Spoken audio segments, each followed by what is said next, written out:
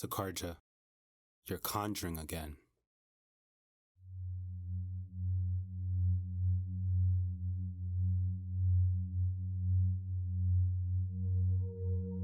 This poem of a place, this place in a poem, has bloodlines. From pregnancies to pigment and protest, and the times when the difference between these things isn't clear. All of that has brought me here.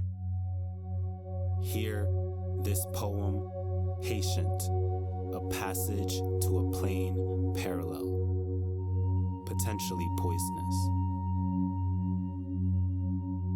where we are a leveling of hell, heaven, and earth.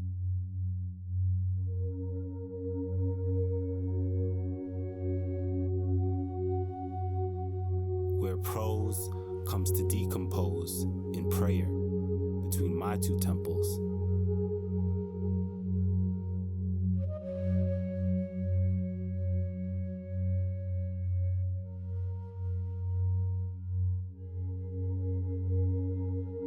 It's me again, Audre Lorde. The other guy hasn't been that great of a help. It's me again. Multiple me's, inside and out, and I have gotten too good at writing eulogies. And I know that you have... I have died too many deaths that were not mine. With a christening comes a competence to communicate with corpses that calendars cannot calm, that are not just corporeal, not naturally claimed. I got ancestors younger than me.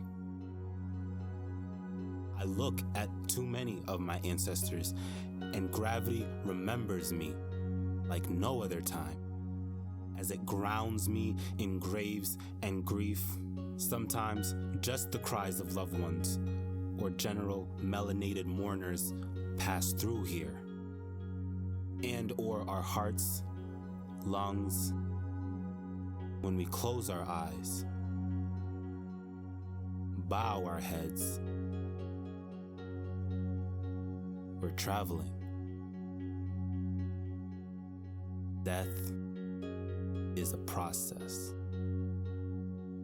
timeless.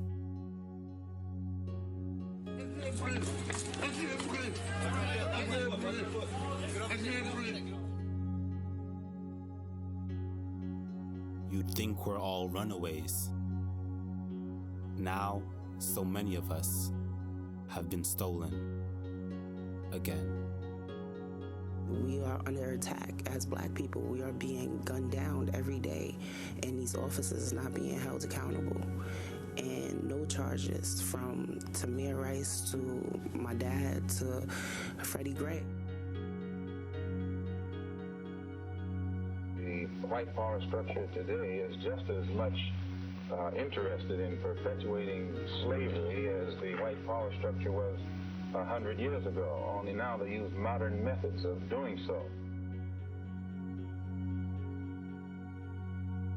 I was going home, and that's when I was stopped by police officers, and they was explaining to me that there was a guy in one of their police cars that was saying that I allegedly robbed them, and they had searched me, and the guy actually said, at first he said I robbed him and I didn't have anything on me.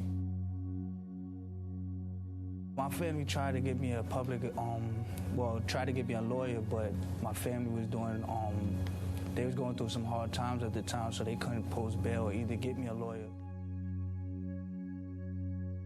I was petrified.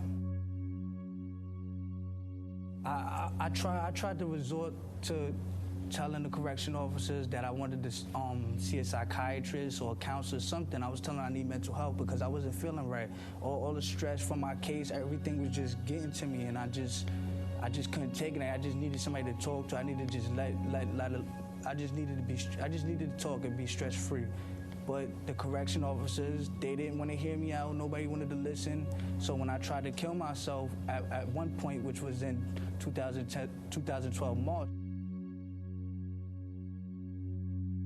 The black body, the sum of bodies. What can be done to say yes to living when the state makes you feel like nobody? I was no one, nobody from Nowheresville until I became a drag queen. That's what made me in New York. That's what made me in New Jersey. That's what made me in the world. We make ourselves. Some of us also take from ourselves. We have to kill off parts of ourselves and hold no funerals for femininity.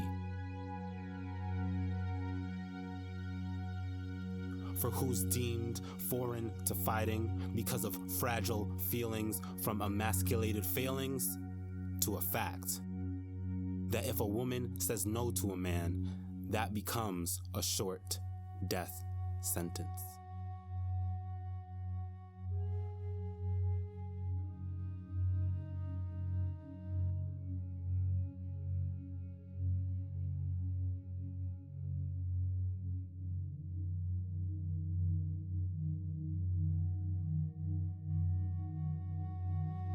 Too many of us don't know how to be free. I ask myself sometimes, does freedom know me? What is it? What isn't it? I'll tell you what freedom is to me. No fear. I mean, really, no fear.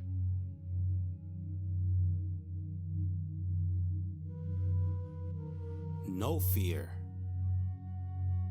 Anywhere. And it's true that black or non-white people are minority in any European capital. But we are not a minority in the world. We seek satisfaction, risk, inaction, activisms. Black, beyond binaries and borders. Of unceasing citizens, there and here. Because you never completely have your rights. One person till you all have your rights.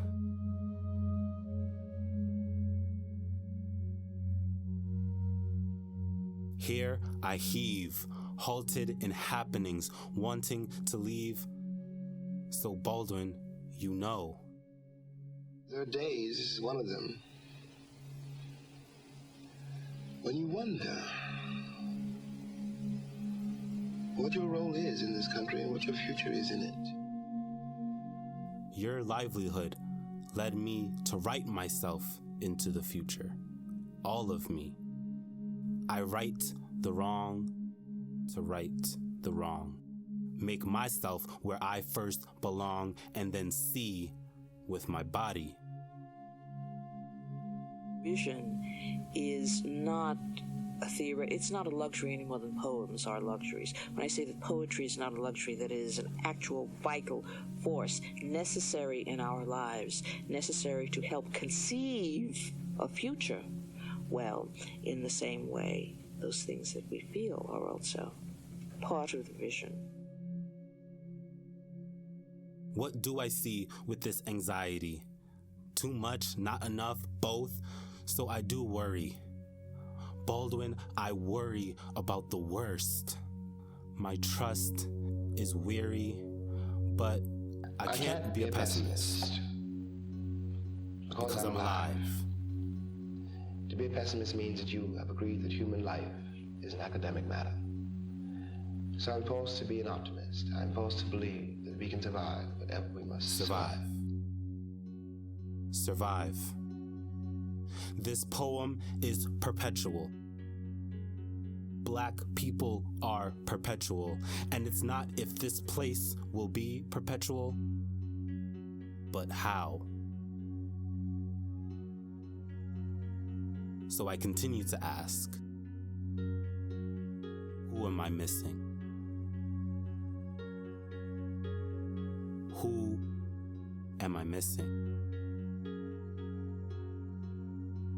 Who am I missing?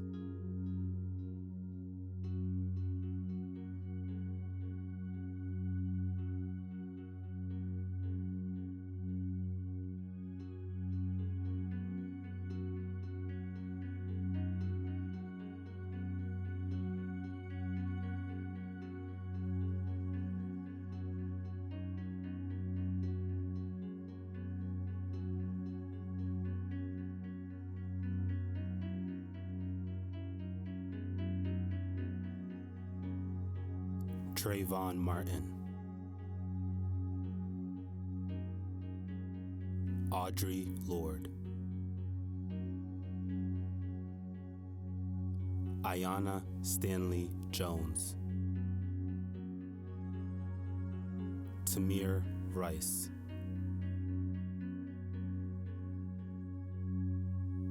Eric Garner,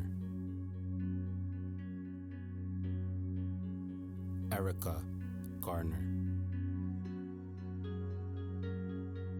Malcolm X, Khalif Browder, Marsha P. Johnson, Ilan Nettles, Mary Spears, Julia Martin,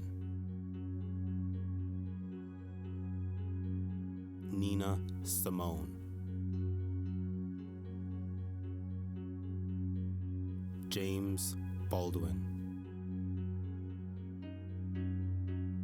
Orlando Boldevang,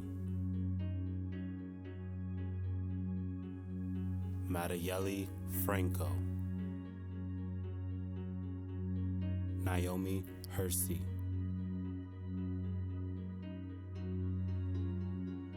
Muhadeen Dabaha,